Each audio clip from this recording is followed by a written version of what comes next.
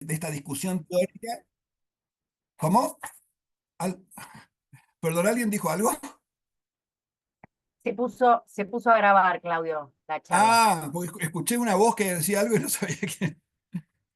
Bueno, decía, hay un momento de síntesis teórica que está muy bien expresado en un libro de Juan Pablo González, que fue un musicólogo chileno que fue uno de los animadores de la creación de esta asociación. Eh, es un libro que se llama Pensar la música desde América Latina, que se publicó en Gourmet Musical, que es bastante conocido.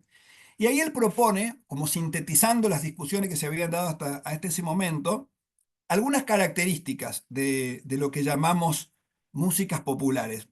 Y él dice, primera característica, estas músicas populares tienen que ver con prácticas urbanas y mediatizadas, ¿no? Mediatizada por la forma de circulación, que es principalmente a través de grabaciones, y urbanas, porque por más que el origen de esas músicas sea rural, los mecanismos de grabación, reproducción y distribución son urbanos, y por lo tanto los públicos son masivos porque son públicos urbanos, ¿no? Segunda característica, son músicas modernas y modernizantes.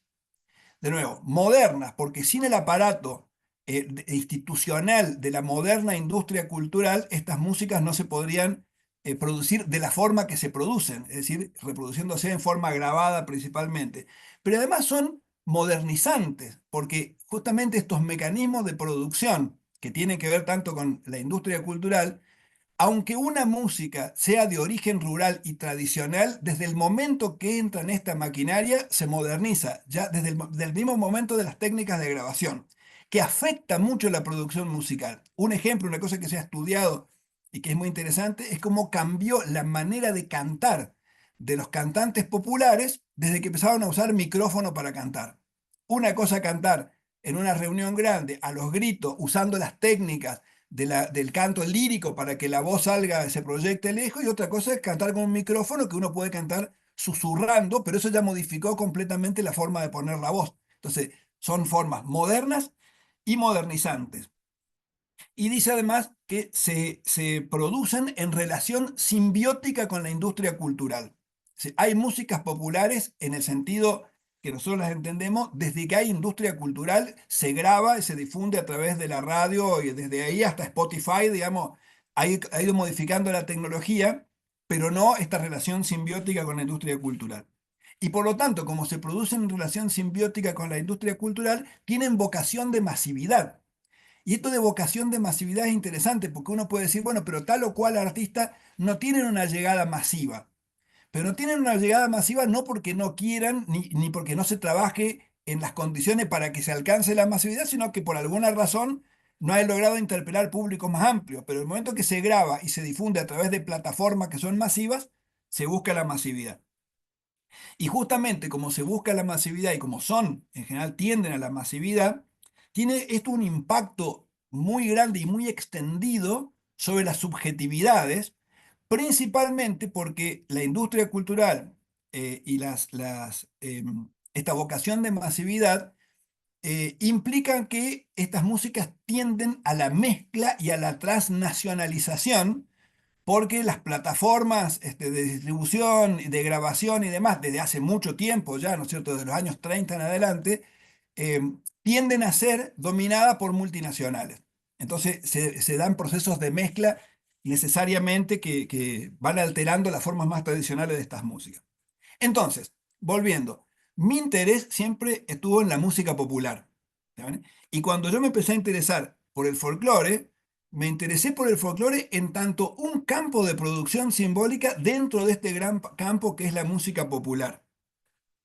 Eh, entonces, el folclore que yo quise estudiar no se trata de las prácticas tradicionales de grupos no contaminados por la modernidad. En todo caso, eso sería el objeto de estudio del folclore como era en la época de Carlos Vega, ¿no? Tampoco se trata de la disciplina que estudia esas prácticas, que también se llamó durante mucho tiempo, no sé si se sigue llamando todavía, folclore. Yo para distinguir el objeto de estudio de la disciplina siempre prefiero hablar de folclorología por un lado y de folclore por otro, para que no se confundan. Pero lo que yo hago tampoco es folclorología.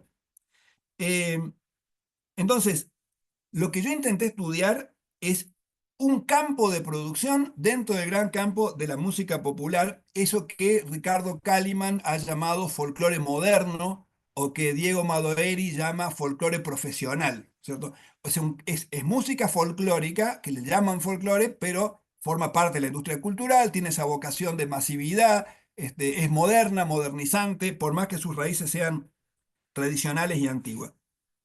Lo que yo intenté hacer en variaciones sobre el ser nacional es estudiar el proceso de formación de ese campo dentro de la música popular, estudiando las condiciones sociales, el proceso social, digamos, que hizo posible la emergencia de ese campo y el paradigma discursivo que se constituyó en los primeros años, hasta los años 40, hasta los años 50, al que yo llamé el paradigma clásico del folclore nacional argentino, y después las transformaciones que ese paradigma clásico fue sufriendo a lo largo de los años, de los 60, los 70, hasta los 80, que hasta ahí llegaba mi corpus de análisis, digamos, hasta mediados de los 80. Después seguí trabajando sobre el folclore, pero en una zona muy específica a la que yo le he llamado de nuevo, ¿por qué yo le llamo campo del folclore simplemente y no le agrego ni folclore moderno ni profesional? Eso lo discutimos siempre con Ricardo y con Diego, porque yo uso el nombre que le da la gente. O sea, en el Festival de Cosquín la gente no dice venimos al Festival de Folclore Moderno, ni dice venimos al Festival de Folclore profesional. Dicen venimos al Festival de Folclore, el Festival de Folclore de Cosquín. Por eso también yo siempre insisto, a pesar de que muchas veces me llaman la atención, insisto en escribirlo con K y no con C, porque hay toda una discusión de castellanizar, digamos, las expresiones, porque sería un anglicismo. Y yo digo, bueno, pero en el cartel del Festival de Folclore de Cosquín está escrito con K, y el de Jesús María también, así es como la gente lo llama. Entonces, por eso yo me quedo con ese nombre. Y en la zona que estuve estudiando posteriormente, le he llamado folclore alternativo porque sus cultores y sus consumidores le suelen llamar con ese nombre. Y con esas búsquedas tuvo que ver ese libro que mencionaba Elena, el libro sobre el encuentro de San Antonio. Ahí la veo que está Karina Rodríguez, que es una de las protagonistas históricas de ese encuentro. Es un encuentro donde circula mucha música folclórica, pero es muy difícil encontrar las formas que se han instituido como más tradicional al estilo chalchalero, quillahuasi, etcétera, sino otras formas con muchos cruces culturales de distinta índole, y por eso le he llamado folclore alternativo. Escribí textos sobre el dúo Coplanacu, sobre Paola Bernal, sobre Lula Fernández, son todos artistas que forman parte de esa movida, digamos. Em, bueno, entonces esto, cuando yo hablo de folclore, hablo de esto, o sea, cosa que, porque así evitamos después muchas discusiones acerca de las prácticas tradicionales, que eso, bueno, no es de eso que estamos hablando, por supuesto. Esto que nosotros llamamos folclore dentro del campo de la música popular guarda muchas complejas y contradictorias relaciones con la folclorología clásica por un lado y con el objeto de estudio de esa folclorología clásica por otro. Pero eso es un tema a dilucidar, digamos, es un tema que hay que tratar de esclarecer. Esto por un lado, entonces. Ahora, ustedes ven que todo el tiempo estoy hablando de el discurso del folclore, el paradigma discursivo clásico del folclore, y esto es porque en todas las producciones nuestras, me refiero a las de nuestro equipo de investigación, ustedes van a ver que le agregamos siempre como subtítulo una aproximación sociodiscursiva al folclore, al rock, a la cumbia, al cuarteto o a lo que sea. Entonces, quería dedicar un ratito a explicar un poco qué queremos decir nosotros o de qué estamos hablando cuando hablamos de un enfoque sociodiscursivo. Em, Porque incluso esto de hablar de un enfoque sociodiscursivo nos ha valido alguna crítica y alguna discusión por ahí, porque se nos suele acusar de, como hablamos de un enfoque sociodiscursivo, nos suelen acusar de textualismo, como si al hablar de discurso nosotros pensáramos que todo el sentido en la música popular, en el folclore en particular, proviene de las letras de las canciones y que nos dedicáramos solamente a estudiar las letras de las canciones. Entonces ese es un equívoco que hay que tratar de despejar. Em, Cuando nosotros hablamos de un enfoque discursivo, no quiere decir que nos dedicamos solamente a las letras, sino que quiere decir otra cosa. Un enfoque sociodiscursivo tiene dos raíces teóricas, dos grandes eh, dos grandes genealogías teóricas, digamos, que son, por un lado, los estudios del discurso de raíz semiótica, ¿no? Entonces nosotros nos nutrimos, por un lado, de los estudios del discurso de raíz semiótica y por otro lado, de la sociología de la cultura, de algunas tradiciones dentro de la sociología de la cultura. Por eso decimos que es un enfoque sociodiscursivo, ¿no? Bueno, ¿qué tomamos de los estudios del discurso? ¿Qué aprendimos, digamos, en esa tradición teórica de los estudios del discurso de raíz semiótica?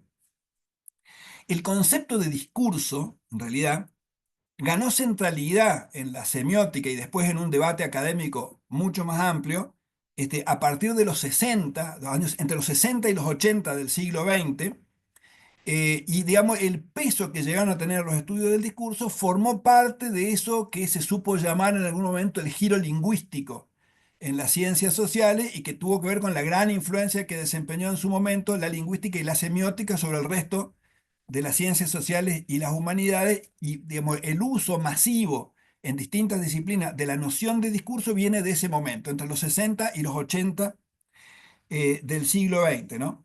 Ahora, ¿por qué tuvo tanto impulso en esos años? Porque hubo dos, eh, digamos, dos corrientes dentro de los estudios semióticos que impulsaron esa discusión y fueron instalando la noción de discurso. Esas dos corrientes fueron, por un lado, las teorías de la enunciación y por otro lado, la narratología y la lingüística del texto, ¿no? Cosas que se pusieron muy de moda allá por los años 70, 80. ¿Por qué las teorías de la enunciación? Las teorías de la enunciación, yo lo digo así en plural porque no hay una teoría de la enunciación, sino que hay varias, ¿no? Nosotros le prestamos mucha atención a tres corrientes dentro de las teorías de la enunciación. Una que sería la de la escuela francesa, cuyo representante más importante en su momento fue Emile Benveniste. La otra sería la vertiente rusa, cuyo representante más importante es Mikhail Bakhtin. Y la otra sería la corriente, la vertiente inglesa, cuyos representantes más importantes son los miembros de ese grupo que creó la teoría de los actos de habla, con John Austin a la cabeza, los analistas ingleses, ¿no es cierto? Bueno, ¿por qué nos interesan estas corrientes y qué aprendimos de ellos? Em, el primer gran aporte viene por el lado de Benveniste, porque lo que viene a plantear Benveniste es que había un problema, una limitación muy seria en la lingüística y la semiótica clásicas, en tanto se siguieran basando en una afirmación de Ferdinand de Saussure, que fue el fundador de la lingüística, el que propuso el nombre de semiótica o semiología para la disciplina, y era que Saussure tenía una concepción de lo que se podía estudiar científicamente que limitaba la posibilidad de abordaje científico de las cuestiones del lenguaje solamente a la lengua entendida como un código, ¿cierto? Solamente el código se puede estudiar científicamente, pero el uso del código, lo que la gente hace con el código, es decir, el habla, la forma que nosotros usamos, eso no se podía estudiar científicamente según el punto de vista de Saussure. Bueno, la gran innovación de Benveniste fue decir, no, pero mire, si nosotros en vez de decir lengua y habla, como decía Saussure, pensamos en la enunciación, es decir, en la producción de enunciados, como un proceso social, ese proceso social de producción de enunciados sí tiene una estructura y esa estructura sí se puede estudiar científicamente, ¿cierto? Pero Benveniste dice algo más, dice, no solo que se puede estudiar científicamente, sino que si no estudiáramos los procesos de enunciación, de construcción de los enunciados, con sus condicionantes sociales, no podríamos entender lo que la gente dice, porque gran parte de lo que se dice obtiene su sentido no de la lengua, sino del proceso de enunciación, ¿no? Y el ejemplo que más trabajó y que lo hizo famoso a Benveniste fue el problema de la deixis. ¿Saben lo que es la deixis? ¿No es cierto? Hay una serie de elementos en la lengua que no tienen un significado, son significantes que no tienen un significado de diccionario porque dependen del contexto de su uso. Entonces, por ejemplo, cuando uno dice voy para allá, allá no es un lugar. Allá depende de dónde está el que está hablando y dónde está el que está escuchando, ¿no? Cuando uno dice antes o dice después o hace mucho o hace poco, ninguna de esas expresiones tiene significado. Solamente tienen sentido en función de la posición de quien está hablando y de la posición a quien le está hablando y las relaciones entre ellos. Es decir, son sentidos, el sentido de lo que se dice depende del proceso de la enunciación y no de ningún significado que está en ningún código de la lengua. ¿Sí? Bueno, esta línea que inauguró Benveniste fue continuada después, por ejemplo, por otra gran teórica, Catherine Herbert Orecchioni, que escribió un libro muy famoso que se llama De la subjetividad en el lenguaje, y entonces estudió muchos otros lugares donde se inscribe la subjetividad, pero se inscribe de tal modo que el sentido no se puede entender si no se tiene en cuenta quién está hablando, dónde está hablando, con quién está hablando, a quién se está dirigiendo, ante quién, etcétera, etcétera. Es decir, cosas que dependen del entorno social y no del código de la lengua, ¿no? Bien, eso por el lado de la corriente francesa. Por ejemplo, fíjense otra cosa que aporta Benveniste, el estudio de las modalidades enunciativas, ¿no? Una misma frase cambia su sentido, depende de cómo uno la entone, ¿no? Y la entonación es algo que está en la voz de las personas y que está en las circunstancias de comunicación, y que incluso la lengua escrita tiene muchas dificultades para poder reproducir esos rasgos de la entonación, ¿no? Uno sabe, por ejemplo, a uno le pueden decir la frase, no, lo que hiciste no me molesta.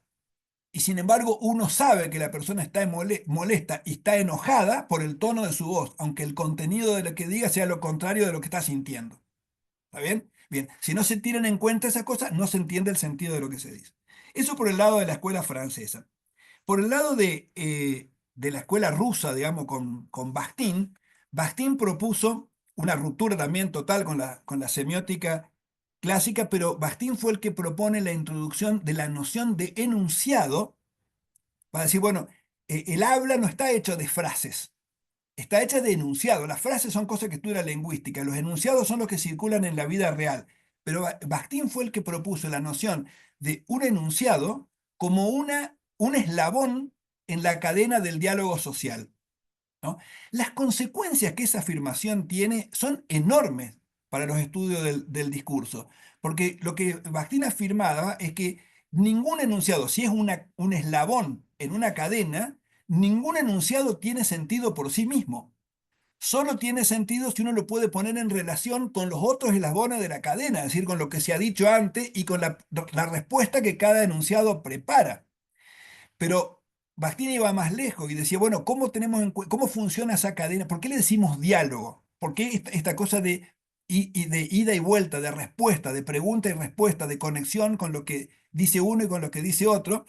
Y va a decir Bakhtin, porque el significado de lo que se dice no está en el código de la lengua, sino en las circunstancias de su uso. Y no solo eso, el significado de las palabras no solo que cambia según las condiciones de uso, sino que además el propio significado se vuelve objeto de una lucha.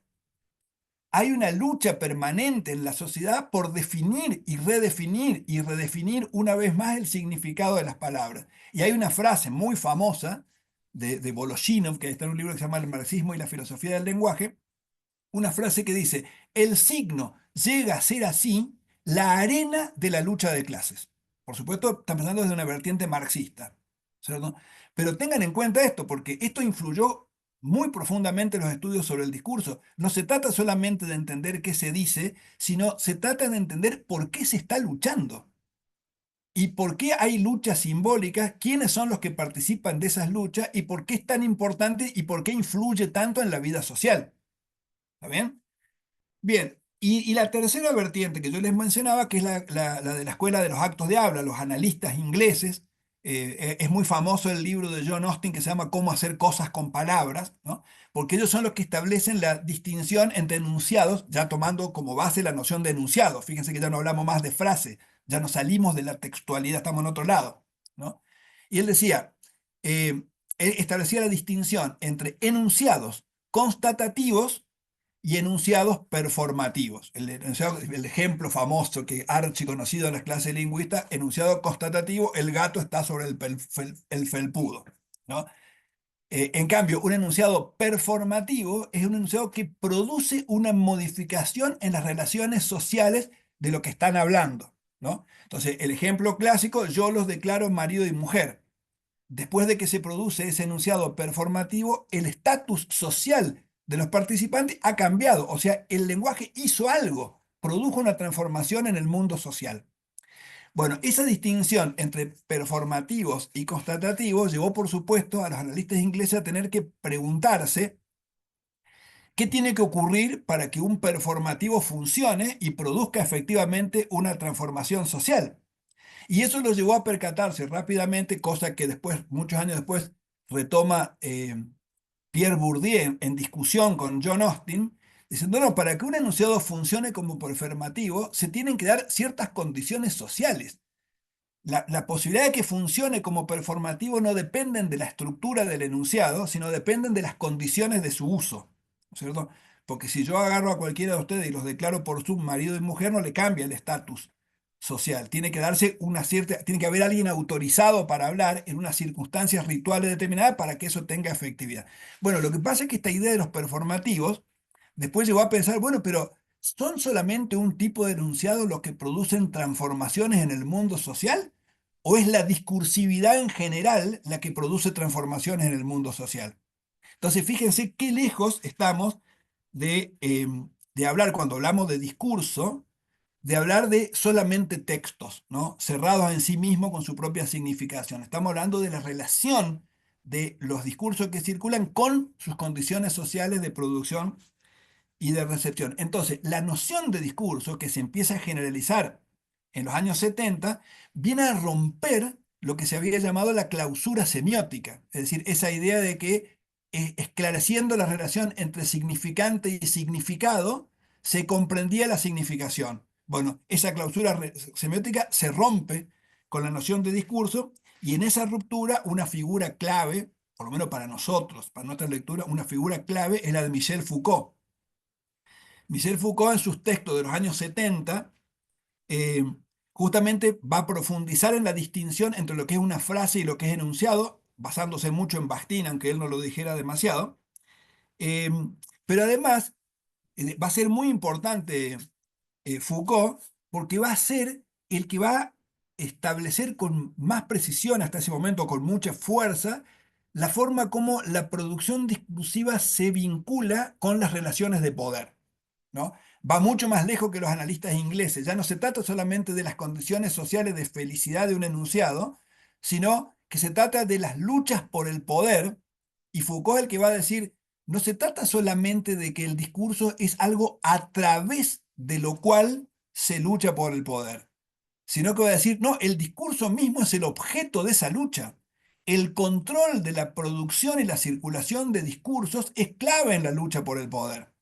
Y esto es lo que va a hacer que uno empiece a pensar eh, que la cuestión del estudio de los discursos tiene una importancia y una dimensión política mucho más profunda de lo que se había pensado eh, originalmente. Entonces, con esto se puede entender por qué nosotros insistimos que un enfoque discursivo no es un enfoque textualista. No estamos hablando de texto cuando hablamos de discurso, estamos hablando de otra cosa, estamos hablando de una articulación de lo que circula, lo que se dice con sus condiciones de producción y con sus condiciones sociales de producción y sus condiciones sociales de recepción, ¿no? Y ahí aparece otra figura que es muy importante para nosotros lo recuperamos mucho, que es un autor argentino, pero que tiene trascendencia internacional, que es Eliseo Verón. Eliseo Verón escribió en los 80 un libro también muy famoso que se llama La semiosis social y viene a dar otra vuelta de tuerca que nosotros le prestamos mucha atención porque viene a incorporar algo nuevo en esta discusión sobre los discursos, que es la perspectiva triádica que toma de la semiótica de Charles Peirce, la semiótica persiana, digamos, la matriz norteamericana de la semiótica. Bueno, la discusión sobre la noción triádica del signo es larga, no es el momento de hacerlo, pero lo que va a hacer Saussure es trasladar esa concepción triádica del signo a los discursos. Entonces él va a decir, fíjese cómo están resonando en su cabeza las ideas de Bakhtin también, ¿no? Él va a decir, todo discurso, en realidad, se produce a partir de ciertas gramáticas de producción, le va a decir él, que son los discursos que anteceden la producción de ese discurso, es decir, los discursos que están marcando la cancha en la producción de un discurso. ¿Está bien? Pero va a ser interpretado también a partir de lo que él va a llamar gramáticas de reconocimiento, que son otros discursos que generan las reglas de juego para interpretar lo que se está diciendo. Entonces, ¿qué ganamos con esto?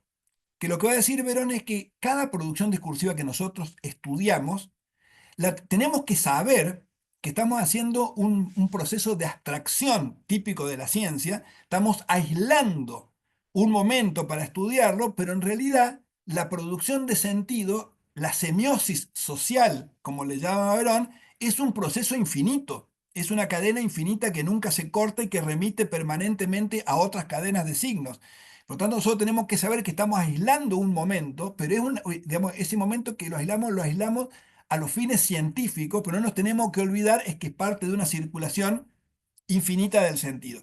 Y que esa discusión infinita del sentido, va a decir Verón, es sustantiva para comprender cómo funcionan las relaciones de poder en una sociedad. ¿Cierto? Si, las relaciones de poder no podrían funcionar como funcionan si los sectores dominantes no fueran capaces de controlar la producción, circulación y recepción de los discursos, ¿no? Lo que actualmente, desde otra mirada, se llama la batalla cultural, o llaman la batalla cultural que define los sentidos de lo que creemos que es el mundo, lo que creemos que es la realidad, lo que creemos que es el bien, lo que creemos que es el mal, etcétera. Entonces, cuando nosotros decimos que estudiamos la música desde un enfoque sociodiscursivo, primero decimos que es discursivo porque nos basamos en esta tradición, ¿no? Y cuando abordamos la música, otro elemento, también otro aporte importante de Verón, Verón decía, bueno, eso que nosotros estudiamos como aislando un determinado momento, es un discurso, y todo discurso, va a decir Verón, es una configuración espacio-temporal del sentido. ¿Cierto? Lo que nosotros aislamos es una configuración de un momento, un espacio, un momento y un lugar determinado, una configuración del sentido. Pero esa configuración del sentido, no importa cuál sea su soporte, no importa si el soporte es un texto, es una imagen, es un gesto, es la propia corporalidad, para Verón, cualquiera de esas alternativas, siempre estamos hablando de discurso. ¿Ven? La música también. Entonces, por eso es que nosotros decimos, entonces vamos a abordar la música popular como discurso, pero como un discurso que nosotros sabemos que es semióticamente complejo, ¿no? La música popular, la mayoría se trata de canciones, entonces tenemos elementos sonoros musicales, elementos textuales, elementos que tienen que ver con la performance, con la forma como se pone la voz, con la forma como se pone el cuerpo, elementos que tienen que ver con las imágenes que forman parte de las portadas de los discos, la gráfica, los libritos internos, todo eso es un conjunto que nosotros tratamos de estudiar, siendo consciente que es un objeto semióticamente complejo y que por lo tanto cada uno de esos elementos aportan a la construcción del sentido en las condiciones sociales, cualesquiera que sean que estamos estudiando. Hasta ahí entonces el aporte que nosotros tomamos de la tradición de los estudios del discurso, ¿cierto? Y la otra tradición en la que nos apoyamos es la de la sociología de la cultura, con dos eh, corrientes que son las que nosotros más les prestamos atención, nuestras fuentes disciplinares, digamos, que serían, por un lado, los estudios culturales a la manera de la escuela de Birmingham, de Inglaterra, y por otro lado, la sociología francesa a la manera de Bourdieu y sus seguidores hasta nuestros tiempos, teniendo en cuenta que tanto los estudios culturales como la sociología burdiana tuvieron sus propias apropiaciones y reinterpretaciones en América Latina, cosa que tenemos en cuenta, y que hay referentes latinoamericanos que toman esas matrices y también otras y van construyendo pensamiento propio, cosa que nosotros también tenemos muy en cuenta. Y me refiero a gente como Néstor García Canclini, Jesús Martín Barbero, Aníbal Quijano, Walter Miñolo, y también una serie de autores que son más contemporáneos, que los conocemos personalmente porque forman parte de nuestra Asociación de Estudios sobre Música Popular, pero que han ido marcando mucho las discusiones, tales como Juan Pablo González, que yo les citaba antes, Julio Mendívil, de la Argentina, Pablo Alabarces, Pablo Vila, son gente con la que estamos en contacto y discutimos permanentemente estas cosas. Todos ellos tienen que ver con la sociología de la cultura. Nosotros decimos que la sociología de la cultura nos provee básicamente de dos cosas. Primero, las herramientas que le faltan a los estudios del discurso para abordar las condiciones sociales de producción. porque los estudiosos del discurso, incluyendo a Foucault, incluyendo a Verón, incluyendo a Van Dijk y qué sé yo, son muy poco minuciosos para estudiar las condiciones sociales, para estudiar lo social, las estructuras sociales. Es un asunto en el que no se meten mucho y medio como que le esquivan, ¿no? Eh, pero por otro lado, también nos permite la sociología de la cultura tener mejores herramientas para pensar en las vinculaciones específicas entre la producción discursiva y las relaciones de poder. Estas son las cosas que nosotros buscamos en la sociología de la cultura, ¿cierto? Em, y en relación con las condiciones de producción, las condiciones sociales, digamos, de producción y recepción de los discursos, hay un pensador que viene de la matriz de los estudios culturales, aunque es norteamericano, seguramente lo conocen, que es Frederick Jameson. Jameson tiene un libro que se llama, bueno, acá se tradujo como Documentos de Cultura, Documentos de Barbarie, pero no era, no me acuerdo cómo era el título original en inglés. Pero ahí él dice que la vinculación entre sociología y los estudios del discurso puede hacerse si uno arma una especie de metodología de abordaje de lo que él llama los textos culturales, tomando en consideración lo que él llama tres horizontes. Se le suele llamar la teoría de los tres horizontes a esto, ¿no? Bueno, ¿cuáles serían esos tres horizontes? Primer horizonte es la obra en cuanto tal. Supongamos que nosotros hicimos una obra musical, un disco, sí, una canción, un disco, lo que sea, ¿no? Pero entonces, ¿qué dice Jameson sobre eso? Lo que vamos a hacer con esa obra, o ese texto cultural, dice él, es estudiarlo a la manera como lo hacía la semiótica, la narratología clásica, pero en vez de estudiar ahí adentro oposiciones binarias, en vez de pensarla como oposiciones binarias que solamente tienen que ver con el significado, las vamos a pensar como contradicciones, porque todo texto cultural, dice Jameson, intenta resolver simbólicamente contradicciones que se están desarrollando en el mundo social en el marco del cual ese texto es producido. Muchas veces se resuelven simbólicamente contradicciones que en el mundo social no están resueltas, están lejos de resolver. Entonces, se avanza si se pasa de ese primer horizonte a un segundo horizonte, que es justamente el análisis de cómo se vincula esa obra con el proceso social contemporáneo en el aquí y en el ahora, cuando esa obra fue producida.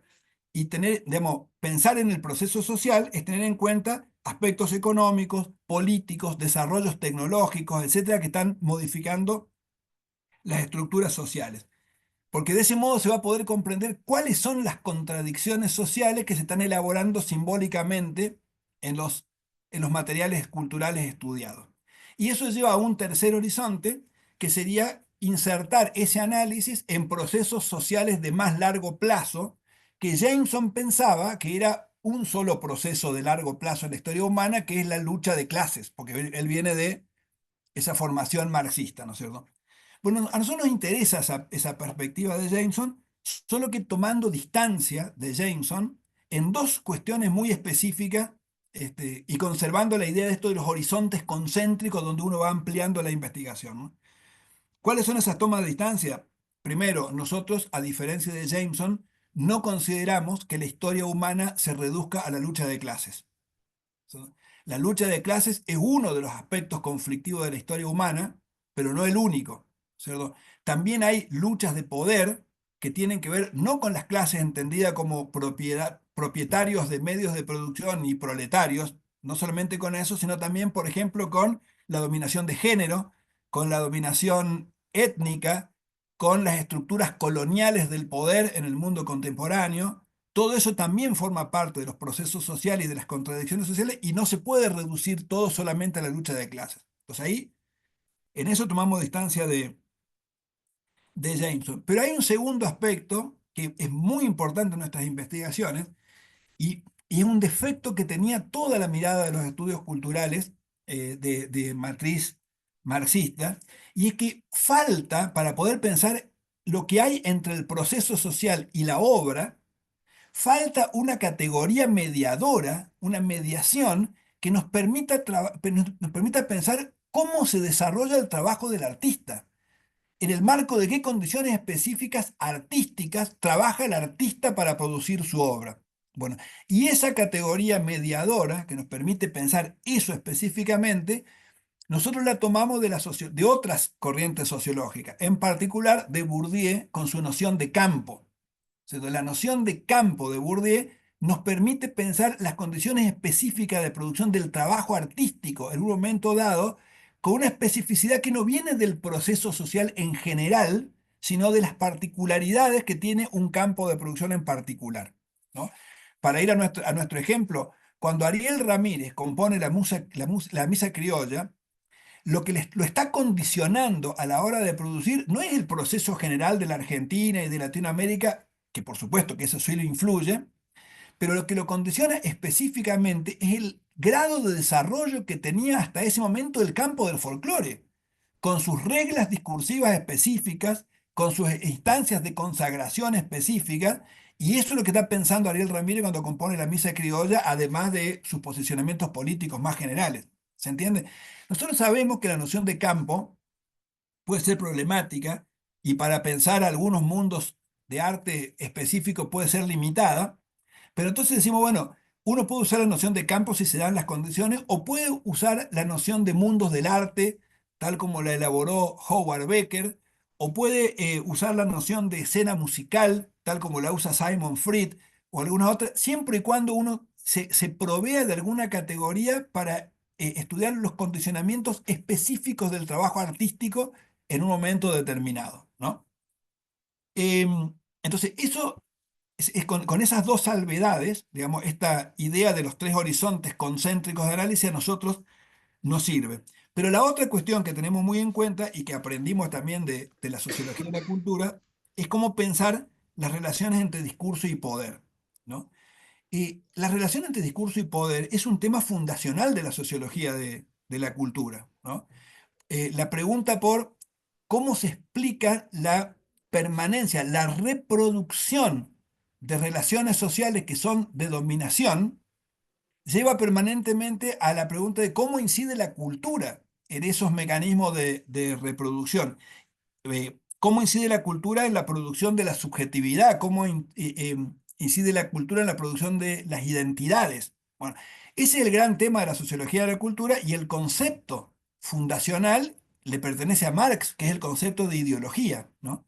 Ese concepto que tantas idas y venidas ha tenido, que hasta el día de hoy de alguna manera se sigue usando, y también la discusión weberiana cuando Max Weber discute con Marx, dice, no, el problema con la noción de ideología es que es determinista, es un determinismo económico. Se supone que las ideas son producidas por las estructuras económicas. Y el contraejemplo que estudia Max Weber muy profundamente, eh, y en la polémica con Marx, es el ejemplo de cómo incide la ética protestante en la producción del capitalismo. Dice, discutiendo con Marx, ¿no? La ética protestante no es un producto del capitalismo. El capitalismo no se podría haber desarrollado tal como se desarrolló si no hubiera existido ya la ética protestante que se venía desarrollando desde la Edad Media por carriles separados. Entonces, esta pregunta de cómo incide la cultura, de qué manera se vincula con la reproducción de las relaciones de poder, es el gran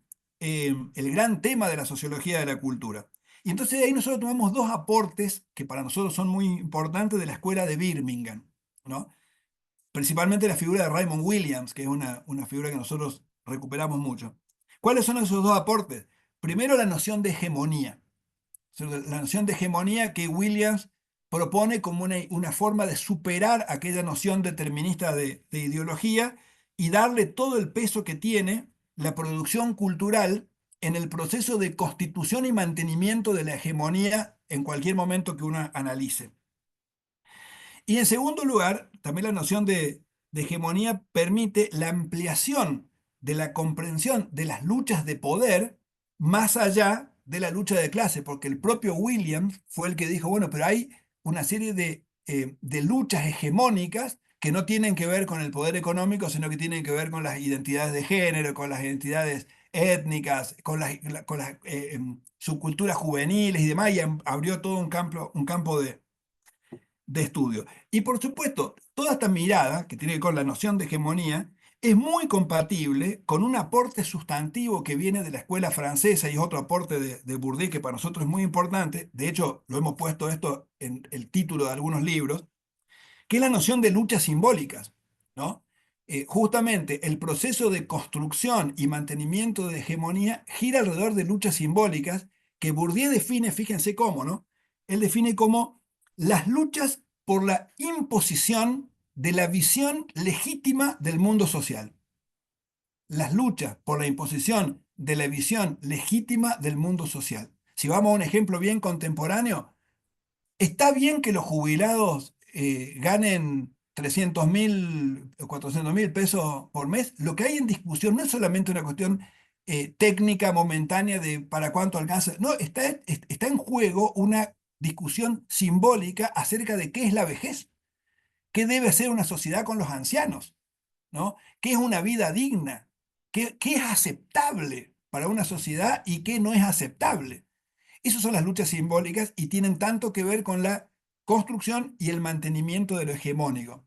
Entonces, como para cerrar esto, cuando nosotros decimos que estudiamos las músicas populares de una perspectiva sociodiscursiva, en definitiva, lo que estamos tratando de hacer es comprender cómo se insertan las músicas populares en las luchas simbólicas, ¿no? Cómo las músicas populares, las formas de cantar, la forma de arreglar las canciones, las cuestiones acerca de las que se habla, las formas poéticas, las maneras de bailar, las maneras de hacer rituales para la música en vivo, la manera de grabar, todas estas cosas que tienen que ver con la música popular, nosotros siempre nos estamos preguntando de qué manera eso está afectando y está siendo afectado por este proceso social de construcción de la hegemonía y por esta cuestión esencial que para nosotros es las luchas simbólicas. ¿Se entiende más o menos por dónde va el planteo? Porque con esto cerraría, digamos, este momento. No sé si quieren que hagamos una pausita para conversar sobre esto o avanzamos nomás. No sé cómo vamos de tiempo. ¿Vamos bien? Sí, si querés, Claudio, sigamos, si a vos te parece, y en todo caso vayan reservando las preguntas Ok, y hacemos después un momento de intercambio como para... ok. Para quienes tengan interés, nosotros en el equipo de investigación hemos construido un blog que está alojado en la página web de la Facultad de Filosofía, que es de nosotros, de la Facultad de Filosofía de la Universidad Nacional de Córdoba, que es donde nosotros trabajamos. Es muy fácil de acceder y en ese blog ustedes van a encontrar todas las cosas que hemos publicado a lo largo del tiempo, no sé si de todos los 10 12 años, pero la mayoría de las cosas están ahí y están todas con mecanismo de descarga gratuita.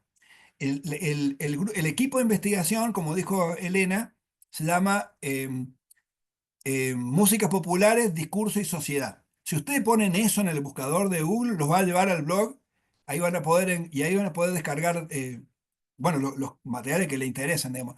Menos los que son de alguna editorial sobre la cual no tenemos derechos, digamos. Esas son las cosas que, porque estas cosas son graciosas, ¿no? Nosotros hacemos el laburo, después le entregamos los derechos y no podemos descargar lo que nosotros mismos escribimos. Pero son pocas las cosas que están así. La mayoría, por ejemplo, con la editorial Edubim, que es la que nosotros más trabajamos, ya hemos hecho un acuerdo y todos nuestros materiales están en acceso abierto. Bien, entonces vamos a la última cuestión, que es en qué estoy trabajando ahora, en qué estamos trabajando ahora. Em, Nosotros en el equipo abordamos las músicas, interrogamos, digamos, las músicas populares desde esta perspectiva que les decía, y desde esa perspectiva estamos abordando campos como el del cuarteto, el cuarteto cordobés, el del tango, la canción romántica, el folclore, el rock, por supuesto, y también el trap. Alguna gente joven que se haya integrado al equipo está muy interesada por ese fenómeno bien contemporáneo. Ahora, estamos trabajando ahora en este momento, en este proyecto que estamos ahora, todos con una pregunta en común.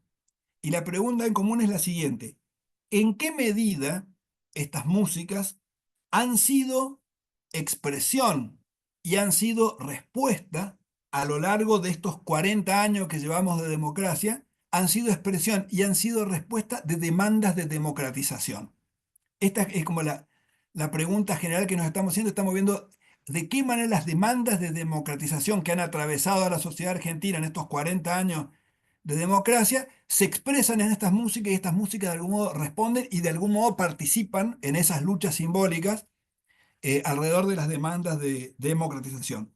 En mi caso particular, porque digamos, este es el esquema general del equipo, pero cada uno está trabajando con campos diferentes o con alguna cuestión específica dentro de algún campo.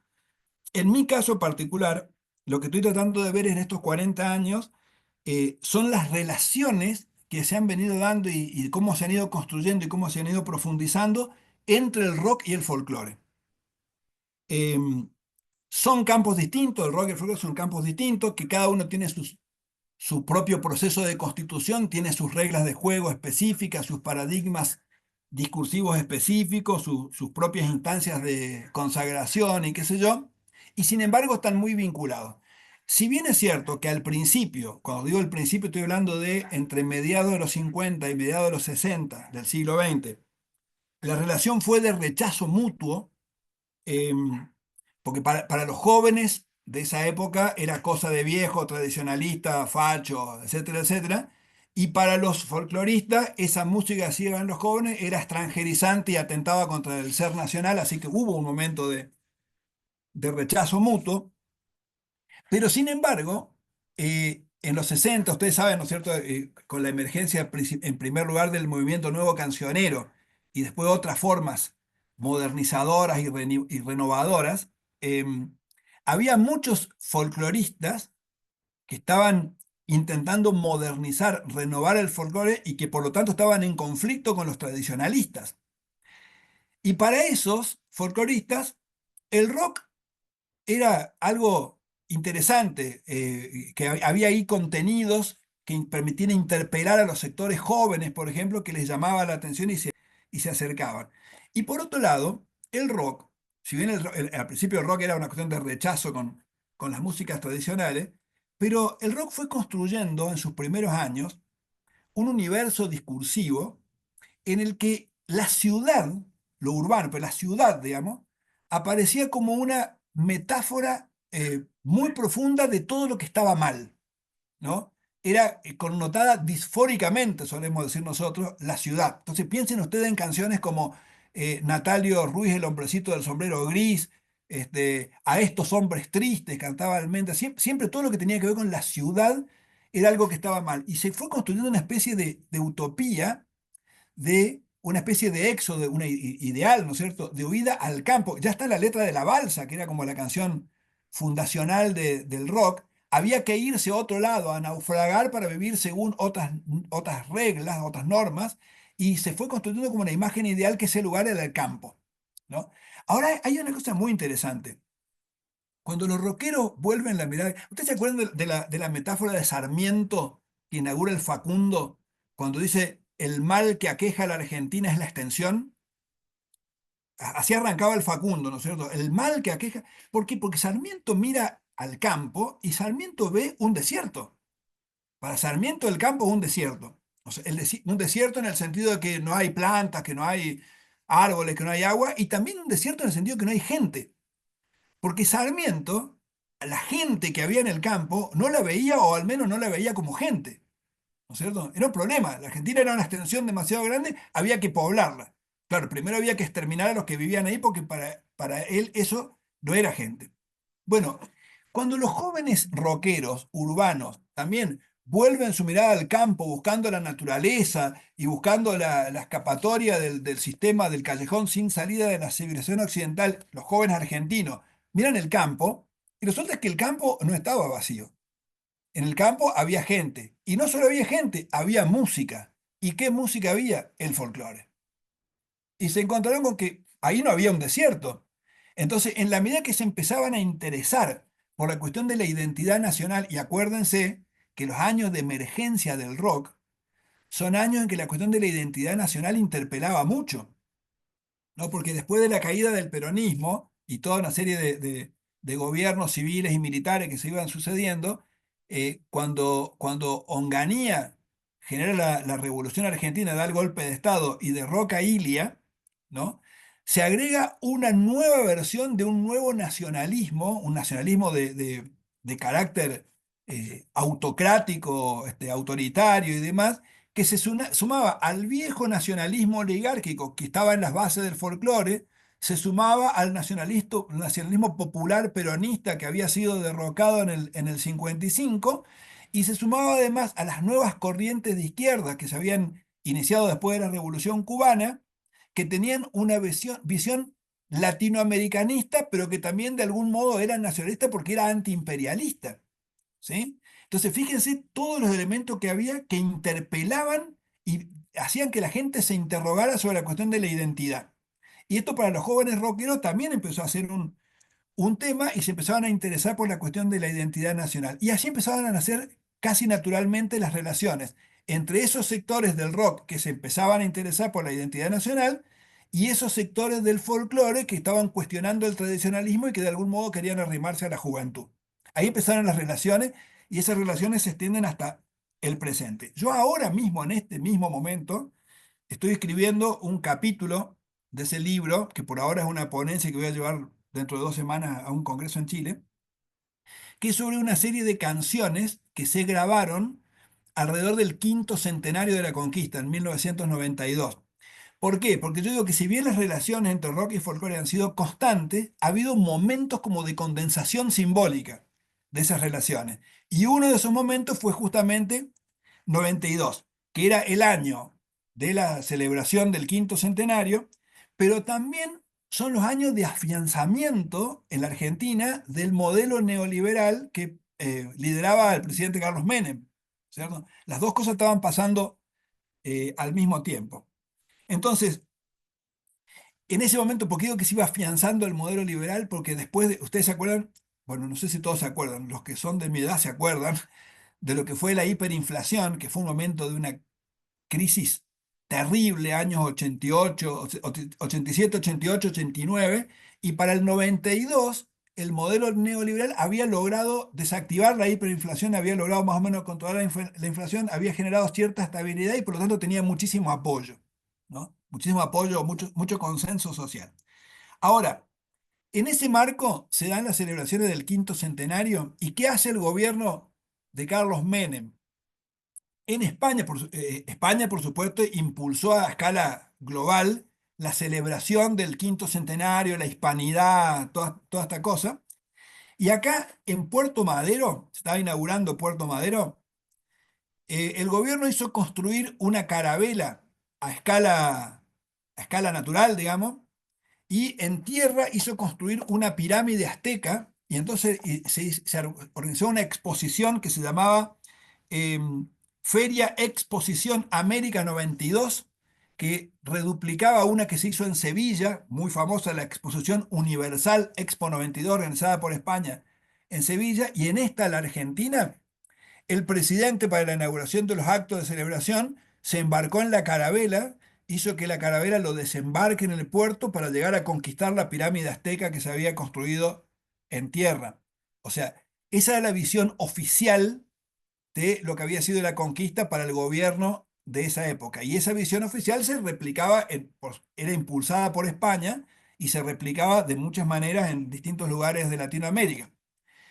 ¿Era la única visión que había? No era la única visión, porque justamente ese año se empezó muchas organizaciones vinculadas a los pueblos originarios, en el caso de Córdoba fue el Instituto de Culturas Aborígenes, ese año empezaban a celebrar lo que se llamó el contrafestejo, que empezaba con una vigilia, se sigue haciendo hasta el día de hoy, el día 11 de octubre, con el título Último Día de Libertad de los Pueblos Americanos, ¿cierto? Ahora, esa no era la visión oficial, no era la visión hegemónica, ni era la que circulaba por todos lados.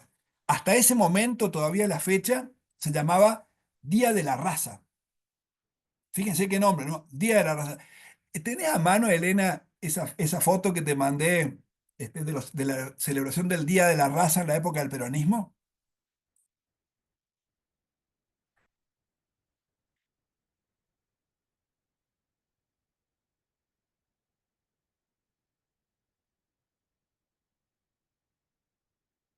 Ahí se está armando.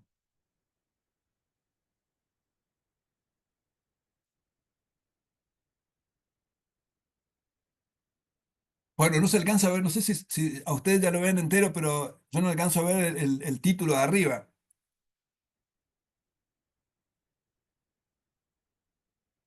No, el título de arriba no se ve. Bueno, arriba dice Día de la Raza, 1492-1947.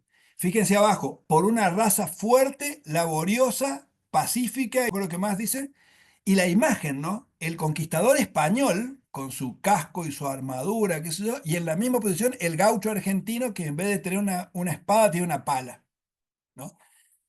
Bueno, ya está, con eso es suficiente, Elena. Yo lo que quiero mostrarles es cuál era la concepción que todavía eh, era dominante en la celebración del Día de la Raza. ¿Está bien? Todo esto para que se vea el carácter disruptivo que tiene la canción que yo tomo como análisis central, digamos, en esta parte, que es la canción Cinco siglos igual, que está en el disco, que salió en el disco de León Gieco, que se llama Mensajes del Alma, que fue grabado justamente en 1992. O sea, la canción ahora es tan conocida, se convirtió en un himno del rock y genera adhesión por parte de tanta gente que uno termina perdiendo de vista lo disruptiva que era esa canción en el momento que salió. Como yo no me quiero extender mucho más, lo que le pediría sí que escuchemos, Elena, pero directamente si podés poner esa versión que te mandé con el pentagrama, porque después hablamos algunas cosas de la letra, pero quiero mostrar algo respecto a la música. Espero que se reproduzca.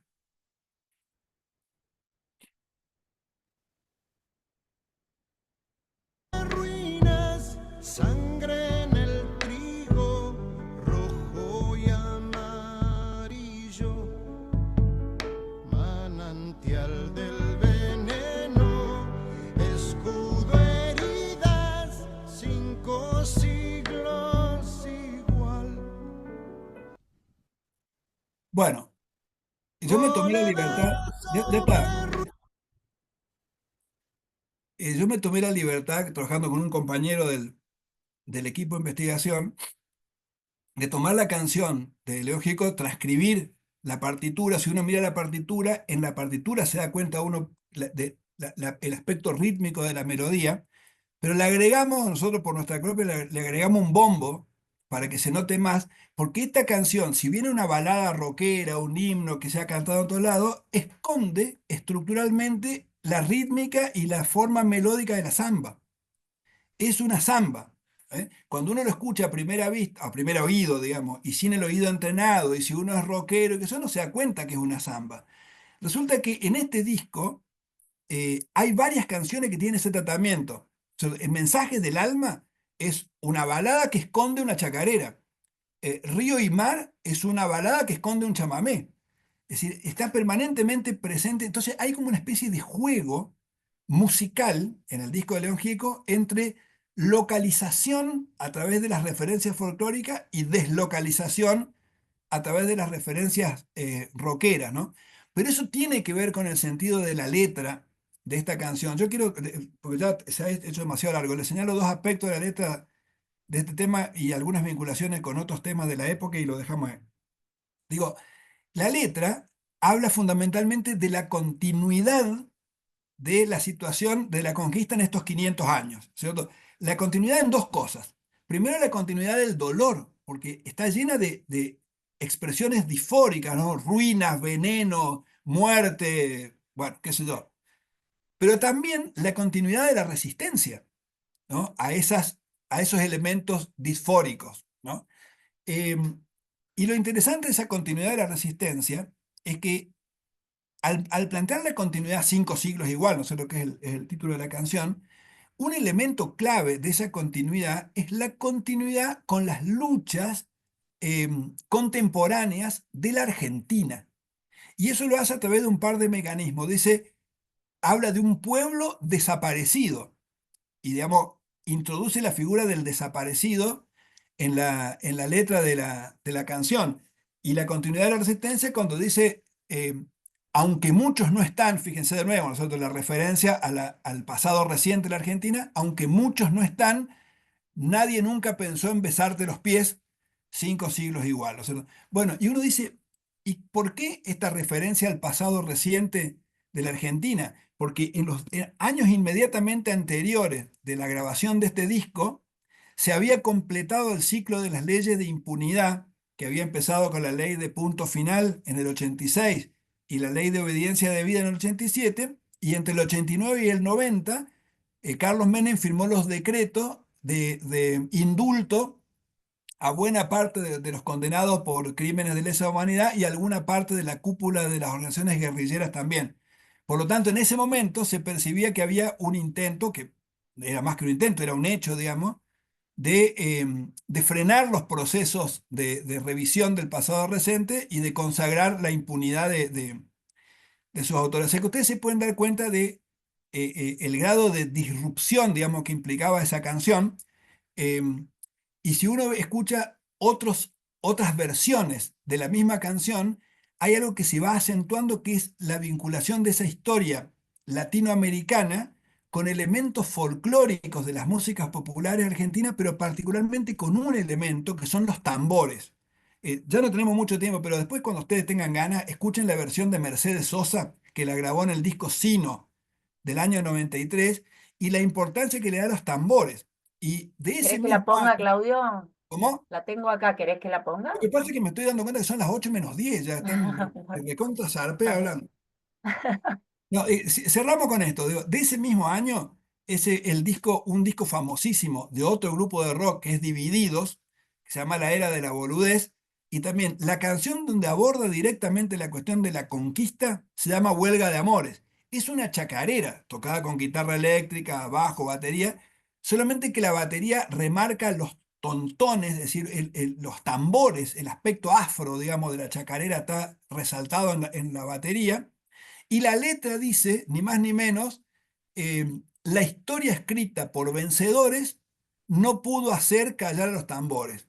La muerte grita tierra y el canto chacarera. Es decir, se opone la chacarera, los tambores, esa sonoridad latinoamericana, como símbolo de resistencia en esos 500 años. Y ese es un lugar de confluencia muy profunda entre lo que los rockeros leen en el folclore y lo que los folcloristas ven en el rock. Bueno, lo dejamos ahí porque, por supuesto, esto es un trabajo en proceso bueno, cuando esté el libro terminado hablaremos más. Digamos. Che, no me di cuenta de que pasaba tanto tiempo y me recontra zarpé hablando, les pido disculpas No hay problema, Claudio. por el Ahí tiempo. yo igual estoy compartiendo en el chat los links de los audios para que en todo caso lo puedan Ah, escuchar. buenísimo, buenísimo. Eh, bueno, aprovechamos estos minutitos, bueno, agradecerte para si hay alguna pregunta, alguna intervención, tenemos todavía unos 10 minutos. Bueno, este es el momento.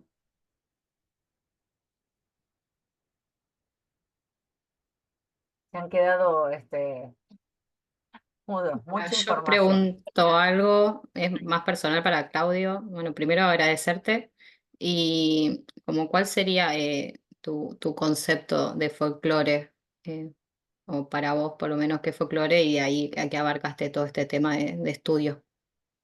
Bueno, muy específicamente, para mí, folclore es lo que los folcloristas que hacen folclore y los oyentes que lo escuchan llaman folclore. Entonces, digamos, nunca el sociólogo te puede decir esto es folclore y esto es no. Si está en el Festival de Cosquín, es folclore. Si en la revista Folclore se hablaba de eso, es folclore. Si está en el Festival de Jesús María, es folclore. ¿Cuáles son los límites? Los límites cambian. ¿Y por qué cambian? Justamente por esto que hablábamos de las luchas simbólicas. Una parte sustantiva de las luchas simbólicas dentro del folclore es la discusión permanente por establecer qué es folclore y qué no. Entonces yo digo, hay canciones, eso de la Vidala del amor ausente, que uno escucha 10 versiones diferentes de esa Vidala, desde la que hizo eh, Facundo Toro hasta la que hizo Eruca Sativa, y detrás de todos los arreglos, eso siempre sigue estando la Vidala. Entonces, ¿se puede cantar en el Festival de Cosquín? Sí. ¿Y lo puede cantar Eruca Sativa en el Cosquín Rock? También. Y entonces cualquier rockero puede decir, ah, eso es rock. Y sí, también es rock.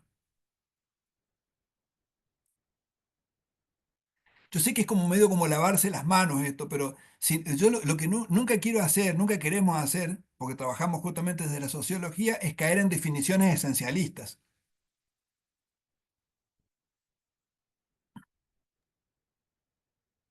Buenas tardes. ¿Puedo preguntar? Sí. Sí, claro. Antes que nada, muchísimas gracias por armar esta charla, por estar ahí. Mi pregunta también sigue a la pregunta anterior. escuchándote atentamente y con respecto a la música y el concepto de folclore, esta idea para nosotros los que venimos de la formación en el folclore, de que el folclore es toda manifestación que pertenece al pueblo, y te escucho hablar y pienso en esas características del fenómeno folclórico que nos dejó Cortázar, que para mí me limitaron mi forma Claro, de pensar, y pienso en lo anónimo que debe ser el folclore, según la teoría, para nosotros. Y en vos, el, el, el, el, la producción musical de autor no te limita, no te lo, no te lo excluye del folclore. claro. Claro, porque si nosotros elimináramos la producción de autor, por lo menos en mi caso me quedo sin campo de estudio, porque toda esa música que nosotros estudiamos es toda música de autor. Les digo más, hay muchos casos de músicas recopiladas, por ejemplo por Chazarreta, que después Chazarreta las inscribió con su nombre, y eso significaba que la planilla de Sadaik, mientras Chazarreta estuvo vivo, las cobraba. O sea que ahí hay hasta otras cuestiones. Por eso yo decía, cuando decimos que las músicas populares se producen en relación simbiótica con la industria cultural, decimos que sigue sus reglas. Entonces, aún una música recopilada, vos la grabás, vos la inscribís y cobrás derecho de autor porque es una mercancía. Me refiero porque estoy en Santa Cruz, Ujú. en Calafate, y es una provincia muy, muy joven, entendida desde nuestra perspectiva moderna, ¿no? Claro, Eh, Tiene más de 10.000 años de poblaciones de pueblos originarios, pero esta producción que nosotros llamaríamos folclórica es casi toda de autor. claro, Si yo quiero estudiar músicas folclóricas de la Patagonia Austral, anónimas, no las encuentro, sí. ¿no? Pero Arrancamos fíjate, sí, pero con fíjate, Agüero, y mm, ahí mm, arrancó todo. Entonces sí, yo, sí, que estoy interesada en estudiar esta identidad santacruceña, me encuentro con esta contradicción. Por eso hay muchas palabras que yo anoté, esa contradicción que ya mismo me genera intentar delimitar mi campo de estudio. está claro. Entonces, por eso iba mi pregunta hacia si yo puedo, de alguna manera, quitar como requisito para el folclore que sea anónimo. Es que, de hecho, todos sabemos que es de Hugo Jiménez Agüero, pero es del pueblo. Hay Mm, muchas letras, ¿no? Hay muchas canciones que son como el himno en Santa Cruz. mm. Entonces, nada, en ese sentido, su charla me pareció más que interesante y le agradezco un montón, y al todo el grupo de investigación de la UNA, eh, muchísimas gracias. Bueno, gracias a vos, Mariela. Hola, ¿cómo están? Primero agradecerte, Claudio, y a mí me interesaría mucho seguir escuchando todo esto que planteaste y sobre todo en relación a lo que es la producción discursiva y el control y el poder, digamos, que en nuestros días está tan, digamos, es un tema que nos está afectando, ¿no? Y atravesando tan fuerte. Y también me interesa en relación al arte, a la producción artística y sobre todo también de lo que se produce y lo que sucede en nuestras universidades, ¿no? Como trincheras, como lugares de producción y bueno, contestatario también a todo ese discurso del poder. Y me permito ahora también compartir algo cortito, que hablaste de 1992, y también traer algo en relación a la musicalidad y a la práctica sicuri, al movimiento sicuri, Ujú. que es el año donde se crea con un tema tradicional que es Hachamalcu, el lobito de Daniel Paz hace la letra de 5 siglos, ¿no? 5 siglos resistiendo, 5 siglos de coraje, manteniendo siempre su esencia, y bueno, y toda esta letra que hoy se conoce, digamos, todos los sicuris, todas las sicuris, todes, lo compartimos, lo tocamos, y realmente él le pone himno a la resistencia a la letra. El tema tradicional es Hachamalcu, él le pone himno a la resistencia también en esa fecha, y la verdad que es un tema presente que lo tocan todas las agrupaciones de sicuris, incluso digamos, como de las agrupaciones más citadinas, ¿no? Va yendo a los lugares, digamos, más a las comunidades quechua-aymaras, o sea, se va multiplicando en un montón de sentidos. Entonces también como traer ya de todo ese análisis súper interesante que hiciste en relación a esa fecha, hacer ese aporte también. Muchas gracias. No, muchas gracias a vos.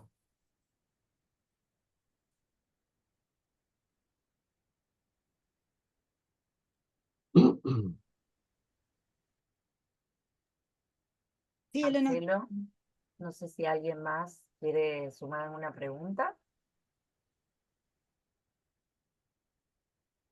Bueno, No sé bueno, si, entonces, no sé si te fijaste, Elena, si por ahí en el chat, yo no tuve posibilidad de mirar el chat, pero capaz que hay alguna cosa, algún comentario, alguna pregunta en el chat. no, hay agradecimientos, en general agradecerte por la charla, por lo conversado. Ok. Eh, a mí me gustaría, Claudio, informalmente nosotros estuvimos charlando en estos días de la charla y vos trajiste algo que me parece que es interesante también y con esta preocupación del objeto de estudio en el campo, que es esto que hablábamos de Marta Blache y cuando se modifica un poco. Y sería bueno también compartir acá esto, porque bueno, son preocupaciones y conversaciones que nosotros tenemos habitualmente, ¿no? En nuestros marcos teóricos para pensar la disciplina. Bueno, ¿qué pensás vos de ese giro, de ese momento, digamos, para los estudios folclóricos? No, para mí el trabajo de Marta Blachi y gente que trabajó con ella, que yo conozco y me parecen excelentes, como Ana María Dupé y qué sé yo, me parece que han hecho un giro epistemológico importante en la disciplina. Justamente me parece que han dejado atrás esa mirada que quedó un poco fijada con la perspectiva de Cortázar, por ejemplo. Eh, y eso ha permitido, o sea, pensar que el hecho folclórico se define no necesariamente por el anonimato y por esas cosas que exigía Cortázar, sino que por una cierta funcionalidad semiótica de sentido grupal, etcétera, etcétera. Acuérdense que Marta Lache trabajaba con Juan Magariños, que era un semiólogo que venía del palo de la semiótica persiana. O sea que tiene mucho de fundamento semiótico el giro que ella propone. A mí me parece que eso fue muy útil y que revitalizó un poco la disciplina, pero según mi criterio, es cosa que hemos conversado con ella, lleva la disciplina a una zona de superposición a mi criterio, con la etnografía y con la antropología cultural. Es como que hay una zona ahí de difícil diferenciación. Yo leo algunos de esos trabajos y digo, si a mí me dicen que esto es un trabajo folclórico, está bien. Si me dicen que es un trabajo etnográfico de un antropólogo, está bien porque funciona perfectamente porque usan prácticamente las mismas metodologías.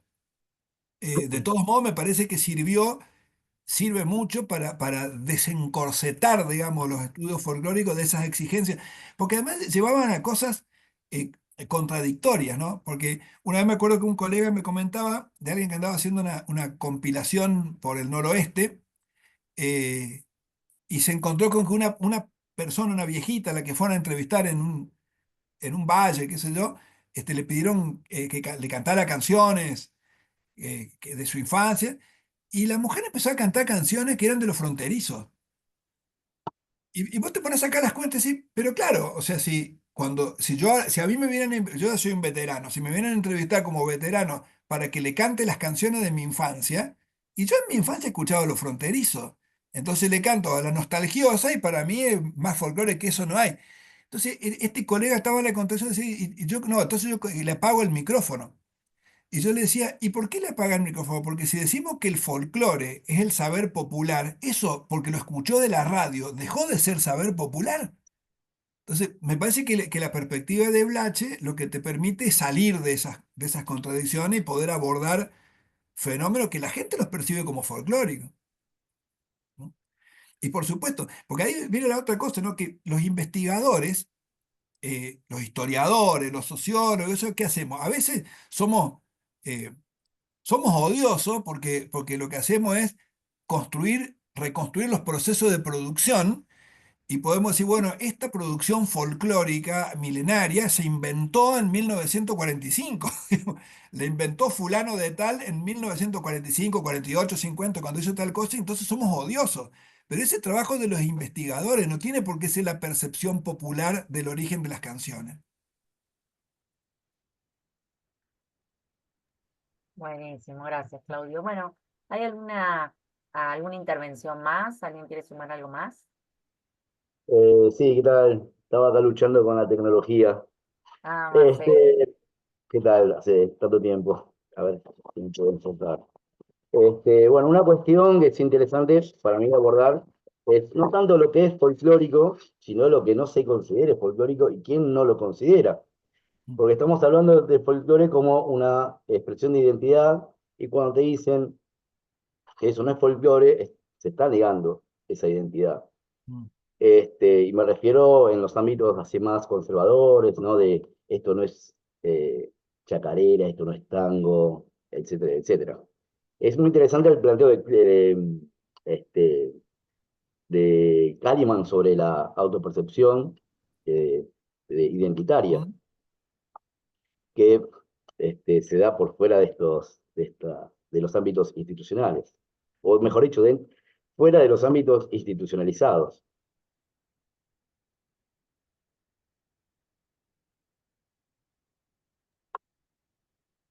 Bueno, gracias, Marcelo. No sé si alguien más quiere intervenir. Eso que dice Kaliman es re interesante porque él vincula la identidad a la percepción subjetiva que cada quien tiene de ser parte de un colectivo, y eso lo inscribe en el plano de lo que Kaliman llama saber práctico, que es una idea burdiana, digamos, es la idea burdiana del hábitus. Uno lo tiene incorporado. Y entonces, cuando alguien tiene incorporado que tal o cual música tiene que ver con su identidad y le llama folclore, andá vos a decirle que no. Claro, el tema es que pasa por otro lado, que hay una identificación muy fuerte de lo folclórico con el aspecto tradicionalista relacionado con la ruralidad y se deja de lado los procesos que se dieron dentro de las urbanizaciones, ¿No? que bueno, para mí es un concepto bastante antiguo, ¿no? Que habría que ya dejarlo de lado. Mucho más productivo pensarlo de esta manera, mucho más abierto. Y los ejemplos que diste vos, hay que sumarles la guaracha, hay que sumarle la murga porteña que Claro. no figura en ningún lado, lo cual es súper enriquecedor en ese sentido. Cosas que se están inventando ahora, digamos. Exactamente, me estaba acordando de Michel de Certeau, ¿no? Que hablaba de los héroes de las cocinas, Tal ¿no? cual, Estos héroes populares que hacen a la cultura. tal cual. Los héroes, ¿cómo que decía? De esos héroes anónimos. Ujú. Acá hay una pregunta en el chat que dice, hola, me gustaría saber tu opinión acerca de la apropiación cultural en relación a la música étnica o la Ah, categoría de world music. bueno, eso es todo un asunto, porque, claro, porque para mí esto tiene que ver con esto que decíamos de la relación simbiótica de estas músicas populares con la industria cultural.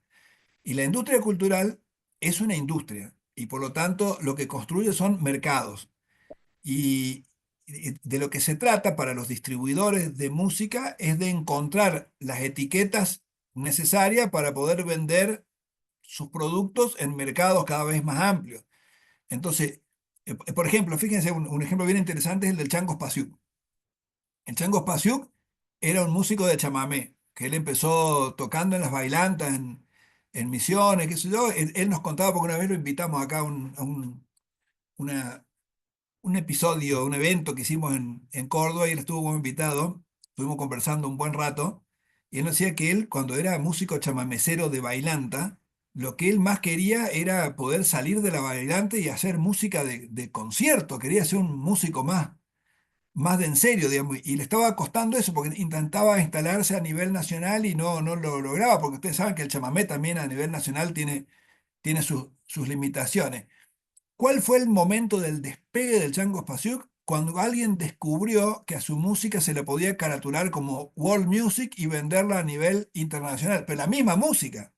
O sea, esos discos posteriores, donde ya hace un trabajo mucho más complejo de fusión con la tradición clásico-romántica, son posteriores a haberse hecho famoso en el mundo como músico de world music tocando chamamé. Y vieron que a veces pasa que los artistas argentinos se legitiman afuera y una vez legitimados afuera obtienen legitimidad adentro y se les permite hacer cosas que antes no se les permitía. Bueno, este fue el caso. Lo que le permitió eso fue la etiqueta de world music. Entonces, ¿qué es la world music? Para las distribuidoras principalmente del primer mundo. Es la música que hacen todos los otros, que no es ni rock, ni soul, ni ninguna de las etiquetas de la música norteamericana o europea, pero que pueden tener un nicho de mercado en los países del primer mundo. Y una vez que está instalado en los países del primer mundo, a través de las plataformas, porque acuérdense que las plataformas de distribución de música son todas multinacionales. Entonces, una vez que la etiqueta está puesta, aparece en Spotify y uno puede buscar World Music en Spotify siendo argento y se encuentra con que así puede conocer música de Paraguay, digamos. Pero es el funcionamiento del mercado, ¿no? Hola, por fin pude solucionar el problema de audio. No sé si me escuchan bien. Sí, sí. Y esa pregunta era la mía, la Ah, de la música étnica y la world music. Con respecto a eso, hay un texto, una obra de Ana María Ochoa, sí. que esclarece, o fue por lo menos para mí el camino a empezar a comprender un poco, a analizar otras categorías de música. Y con respecto a la apropiación, que yo le llamo apropiación cultural, no sé si está bien determinado, por esto de la industria, es que hoy, por ejemplo, hay un auge muy grande con respecto a la música llamada, entre comillas, aborigen o Mm, chamánica o como le quieras llamar, porque hoy están en esas categorías. Y parece que este revival de música, de haber descubierto música aborigen o pseudo ujú, aborigen, también hace que haya como un acercamiento a lo que la gente en lo común conoce como folclore. Eso es, para mí es preocupante porque también como que coarta la posibilidad de profundizar un poco más en el conocimiento de nuestras músicas. Y me remito a lo que dijo la compañera con respecto a la música patagónica, por ejemplo. ujú. Entonces, esta apropiación cultural que pasa a ser world music o dentro de la New Age, como que coarta la posibilidad de estudio. ¿Puede ser? A ver, a mí me parece que la posibilidad de estudio no. Lo que hace es redirigir el consumo, digamos, pero justamente me parece que una de las posibilidades que tenemos quienes nos dedicamos al estudio de estas músicas es que uno puede desandar los caminos de las etiquetas que pone la industria. En gran parte el trabajo que uno hace es eso, ¿no? Es ir hacia los orígenes, ver dónde empezaron los fenómenos. Eh, Fíjense, por ejemplo, que incluso eso de aceptar, o como se usa de esa manera, nosotros aceptamos, digamos, la etiqueta de música étnica. Y fíjense que hay una trampa en eso, ¿no? Porque es como si la música étnica fuera la música de otra etnia que no es la mía, como si yo no perteneciera a una etnia, digamos, ¿cierto? O sea, música étnica es la que hacen los otros. Y me parece que uno de los caminos posibles para el estudio y recuperación y profundización en esas músicas es ir para atrás en el camino de ver cuándo se le puso la etiqueta, cuándo empezó a ser étnica y qué significa étnica en el sistema de relaciones de poder de las sociedades contemporáneas, ¿no? Porque, es lo que pasa, yo escuchaba, por ejemplo, que en, en muchos programas de streaming y qué sé yo, se ponen etiquetas, ¿no es cierto? Y se habla de, este es un programa de ska y el ska verdadero, ¿no es cierto? Y hay una preocupación porque sea el verdadero ska y no el que se comercializó después y qué sé yo. Bueno, siempre se puede hacer el camino de reconstrucción a través de fuentes históricas, eso siempre que uno tenga los medios, porque ese es otro gran problema para reconstruir los procesos de producción. Me parece que buena parte de nuestro trabajo es eso y por lo menos a mí siempre me apasiona porque uno se entera de cosas que no sabía. Lo de las relaciones de poder, absolutamente, creo que en esta etapa, y hoy más que nada, porque además con la sobre exposición a información que hay, porque como Ah, vos claro. decís, Hoy cualquiera pone un streaming y te cuenta, y encima la cultura del TikTok hace que en 30 segundos vos creas que ya supiste el origen, y hasta algunos son falacias, ¿no? Porque nos ponen a ver y se dice, ¿cómo puede ser que este tipo tiene millones de reproducciones con una información absolutamente falaz? Pero bueno, creo que ahí el camino de quienes estudiamos esto, de poder seguir en la lucha, de encontrar, no digo la verdad, porque en esto la verdad no lo tiene nadie, no la tiene nadie, pero bueno, está bueno la divulgación, ¿no? Poder ampliar los canales de divulgación. Así que agradecida totalmente también por dejarnos. María Elena, gracias porque lo vi en una publicación tuya, así que muy agradecidas de todos.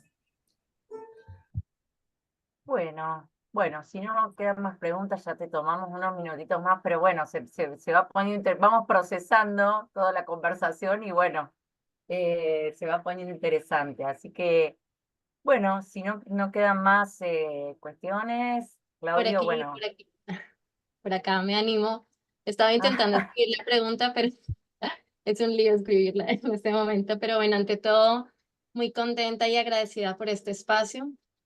Quería preguntar especialmente pensando en un fenómeno cultural que me ha parecido muy interesante en Argentina observar sobre las fiestas tradicionales, regionales, que tienen una connotación, digamos, en crecimiento. Siento que quisiera saber cómo encuentras este fenómeno cultural donde quizás una fiesta que se cataloga como tradicional empieza a ser parte del turismo cultural del lugar y tiene una gran convocatoria tal que ya intervienen, digamos, muchos visitantes, entonces ya se vuelve algo más expansivo, quizás en torno a una mercantilización también. Y por otro lado, por ejemplo, pensaba el carnaval del norte argentino que bueno, me ha sido como muy fascinante conocer. Y por otro lado, pienso también en el patrimonio cultural y todo lo que sucede en torno a un plan de salvaguardia cuando también hacen un estudio de campo, ¿no? Es como algo que convive, o sea, es como que no sé si es contradictorio de ciertas maneras, a veces me ha complicado un poco, pero bueno, nada, es algo que me ha parecido que es importante ver también cómo convive eso cuando quizás a veces pierde un poco los sentidos o se llegan a transformar. Eso, gracias. Bueno, eso es una cosa re interesante. Hay mucho trabajo antropológico sobre eso porque tenemos desde fiestas tradicionales, populares, que se convirtieron en hechos turísticos, hasta fiestas consideradas folclóricas que nacieron como hechos turísticos desde el principio, caso del Festival de Cosquín. El Festival de Cosquín fue una cosa desarrollada por el municipio de la ciudad de Cosquín con el objetivo de atraer turistas. Como era un momento en que la música folclórica tenía mucha difusión y mucha masividad, fue una excelente jugada que le salió maravillosamente bien, hizo prosperar la ciudad, pero cuando alguien, yo a veces me río, incluso porque hay gente que dice, no, no, yo no tengo ADN de Cosquín porque está muy comercializado. Digo, como si alguna vez hubiera sido otra cosa, nunca jamás fue otra cosa.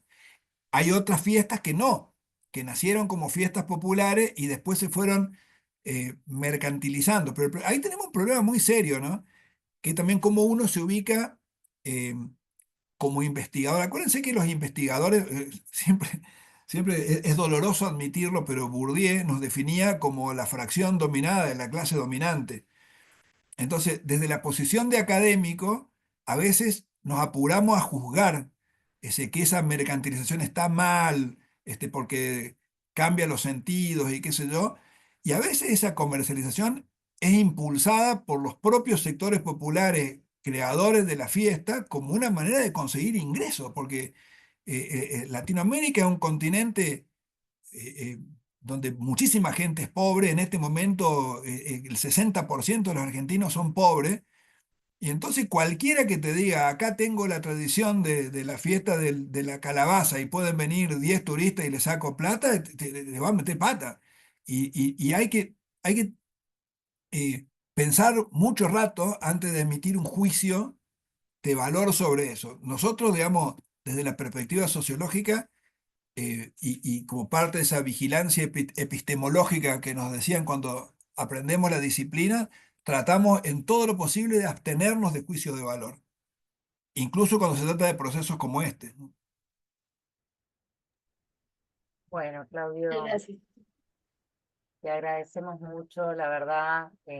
Gracias, te hemos robado un ratito más de lo prometido, pero bueno, era inevitable. No, bueno, pero la culpa en parte fue mía porque no me di cuenta cómo iba pasando la hora. Cuando vi el reloj que ya era casi las 8, dije, no, pues dije que iba a hablar media hora. Bueno, Bueno, no, agradecidísimos y bueno, si vos querés comentar el otro libro de acceso abierto, creo que es de la Universidad del Litoral, ¿no? El de sí, variaciones. Variaciones sobre el ser nacional fue reeditado ahora el año 22, creo que fue, por la Universidad Nacional del Litoral y sí está en régimen de acceso abierto. Si ustedes entran a la página de la editorial, lo pueden descargar gratuitamente de ahí.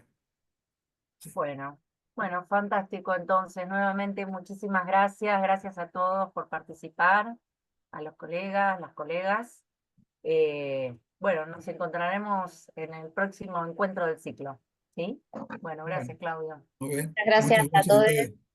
Muchas Adiós. gracias. Hasta luego. Muchas gracias. Gracias, Gracias. Hasta muchas luego. gracias.